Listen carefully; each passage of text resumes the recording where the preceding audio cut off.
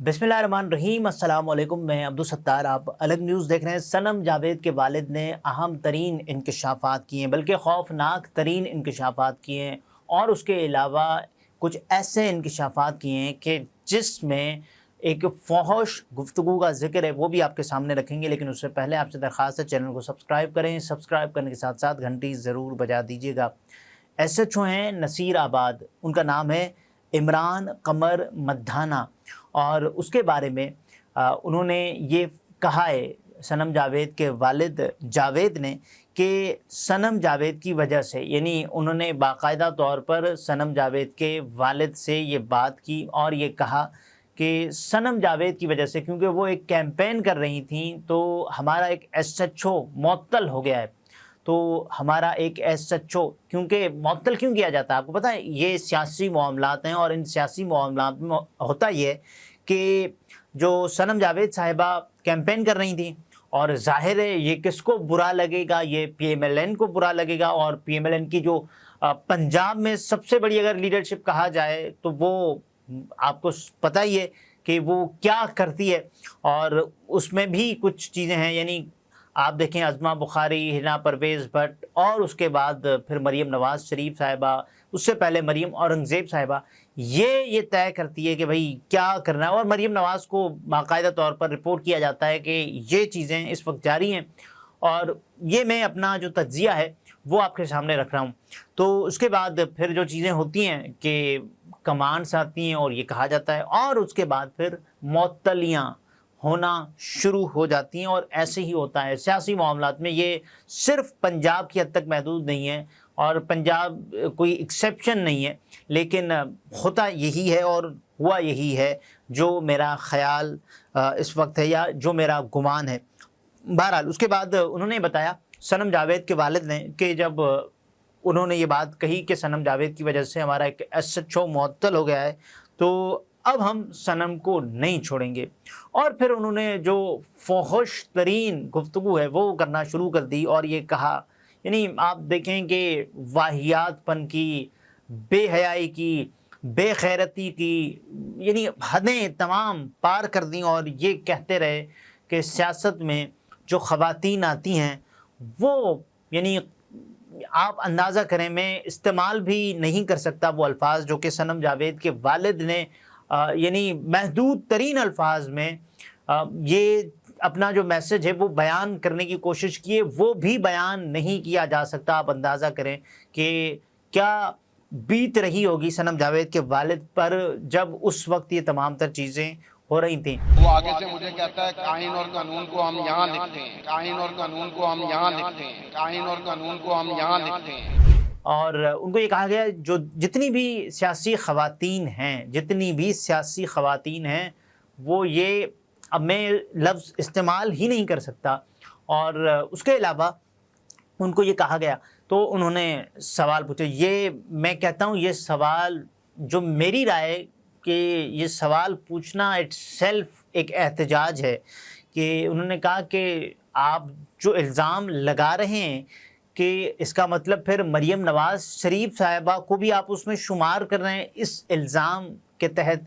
तो उन्होंने कहा कि मरीम नवाज़ का नाम ना लें आप और आपकी बेटी, क्योंकि मरीम नवाज़ ही की वजह से ये तमाम तर चीज़ें, यानी अगर आपने ज़िंदा रहना है, अगर आपने सलामत रहना है, और सनम जावेद आई ना, यानी मेरे हत्थे चढ़ी ना, तो मैं ये बाकायदा तौर पर उन्होंने कहा SHO इमरान कमर मद्दाना ने। तुम्हारी बेटी मेरे काबू आ गई तो मैं उसको ये कर दूंगा, वो कर दूंगा, गोली मार दूंगा।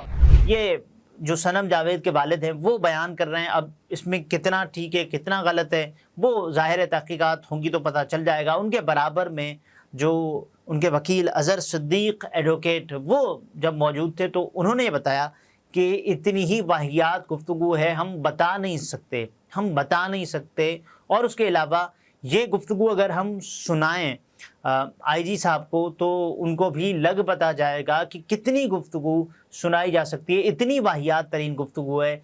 और हम इस गुफ्तगू का कुछ हिस्सा भी बयान नहीं कर सकते। जो हमने बयान किया है वही ہمارا جو حتمی موقف ہے وہ بھی یہی ہے، لیکن اگر آپ چاہیں گے کہ ہم آپ کو بتائیں تو آپ ہمیں بلا لیں، ہم بتا سکتے ہیں، لیکن یہ گفتگو ہم ریپیٹ نہیں کر سکتے۔ تو اس کا مطلب آپ دیکھیں گے گفتگو کی شدت، گفتگو میں جو واہیات بنے وہ کتنا ہے۔ وہ الفاظ استعمال نہیں کرنا چاہتے جو اس ایس ایچ او نے الفاظ استعمال کیے ہیں۔ اب آئی جی صاحب کو کہیے گا وہ الفاظ پہ وہ جو اس پہ حوالے سے ایک انکوائری کرے۔ اور اس کے بعد پھر یہ بھی کہا گیا گولی مارنے کا۔ اگر آپ اندازہ کریں کہ کسی بھی سیاسی جماعت والوں کے ساتھ اگر یہ ہوتا ہے کہ بھئی گولی مار دیں گے۔ اچھا آپ سنیں، صنم جاوید صاحبہ کے جو والد ہیں انہوں نے یہ بتایا کہ جب میں نے یہ کہا کہ صنم جاوید ایک کیمپین کر رہی ہیں، اور کیمپین کرنا کوئی جرم نہیں ہے، یہ سیاسی جتنے بھی نظریات ہیں، اگر کوئی کسی پارٹی کو سپورٹ کرتا ہے تو یہ اس کا رائٹ بنتا ہے کہ وہ پاکستان کے آئین کے تحت اگر کوئی یعنی بے ضابطگیاں، اگر کوئی خلاف ورزیاں نہ کرے تو وہ اس کا رائٹ بنتا ہے، اور ظاہر ہے صنم جاوید کا بھی یہ رائٹ ہے کہ وہ کسی کی کیمپین کریں۔ تو انہوں نے کہا یہ نہیں ہو سکتا، صنم جاوید کی وجہ سے ایک ایس ایچ او معطل ہو چکا ہے، اور یہ بہت مشکل ہوگا کہ ایسا ہم انہیں کرنے دیں۔ اور صنم جاوید کے کردار پر بعد میں انہوں نے بات کی اور یہ کہا، اور اس کے جواب میں جب صنم جاوید کے والد نے پوچھا کہ بھائی تو اگر آپ میری بیٹی پر یہ الزام لگا رہے ہیں تو آپ یعنی سمجھتے ہیں کہ مریم نواز بھی آپ کے لگائے گئے الزامات میں شمار کی جانی چاہیے؟ تو انہوں نے کہا ایسا نہیں ہے، مریم نواز کے بارے میں اگر آپ نے ایسا بولا تو آپ کی خیر نہیں اور آپ کی بیٹی کی خیر نہیں۔ یہ صنم جاوید کے والد نے بتایا ہے، اور یہ بھی بتایا کہ بھائی دیکھیں جو گفتگو کی یعنی وہ ناقابل بیان ہے، ناقابل بیان ہے، قابل مذمت ہے وہ گفتگو جو کی ہے۔ اور باقاعدہ طور پر وہ تو یہ بتاتے ہیں کہ انہیں گولی مارنے کا بھی کہا گیا، اور یہ کہا گیا کہ صنم جاوید اگر ہمارے ہتھے چڑھی تو ہم انہیں گولی مار دیں گے۔ اب آپ اندازہ کریں کہ ان سے جب کہا گیا کہ بھئی یہ آئین قانون، تو انہوں نے کہا کہ آئین و قانون کو میں یہاں لکھتا ہوں۔ وہ آگے سے مجھے کہتا ہے کہ آئین اور قانون کو ہم یہاں لکھتے ہیں، آئین اور قانون کو ہم یہاں لکھتے ہیں، آئین اور قانون کو ہم یہاں لکھتے ہیں۔ اب آپ اندازہ کریں، تصور کریں کہ پھر اس ایس ایچ او کے خلاف اگر یہ تمام تر الزامات ٹھیک ہیں تو کیا کیا جانا چاہیے کہ جس کو اتنی مستیاں چڑھی ہوئی ہیں، جس کو اتنا شوق ہے، اور جس کو اتنی واہیات گفتگو اور اتنے اس کے آپ دیکھیں نا دھمکیاں، اتنی اس کی بدماشی، اتنی اس کی جو غنڈہ گردی ہے وہ ختم کیوں نہیں ہو رہی؟ کیونکہ اس کو سیاسی پشت پناہی حاصل ہے۔ اگر یہ الزامات ٹھیک ہیں، اگر جاوید صاحب جو ٹھیک بات کر رہے ہیں تو، اور ظاہر ہے وہ والد ہیں، وہ ایسی بات میں تصور بھی نہیں کر سکتا کہ کوئی باپ ایسا الزام بھی لگائے کہ جس میں وہ اپنی بیٹی کو بادل ناخواستہ، یعنی آپ اندازہ کریں کہ کردار کشی تو ہو ہی رہی ہے نا گفتگو سے۔ ظاہر ہے کہ اس ایس ایچ او کی جو بات ہے وہ بیان کرنا اٹ سیلف ایک کسی کی توہین ہے، کسی کی ماں بہن بیٹی کے ساتھ اگر آپ ایسا رویہ رکھتے ہیں یا رکھنے کا سوچ رہے ہیں تو اس کا مطلب پھر کیا ہے؟ اس کا مطلب یہ کہ آپ کو کوئی ٹھیک ٹھاک سیاسی پشت پناہی حاصل ہے اور آپ کو یہ کہا گیا ہے۔